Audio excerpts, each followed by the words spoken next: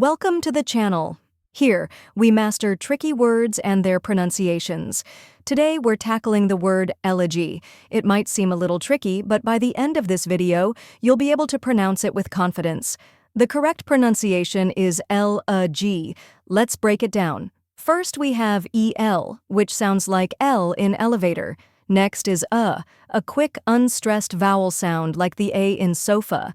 Finally, G, which rhymes with B and C. Now let's put it all together, elegy. Try repeating after me, elegy. Now a little faster, elegy. And at full speed, elegy. Keep practicing and soon this word will feel natural to you.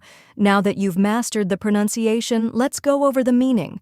Elegy refers to a poem or song that expresses sorrow, typically in memory of someone who has passed away. And that's it. Now you know how to pronounce elegy and what it means. If you found this helpful, give this video a like and share it with others. Comment below with any tricky words you'd like me to cover next, and don't forget to subscribe for more pronunciation guides. See you in the next video.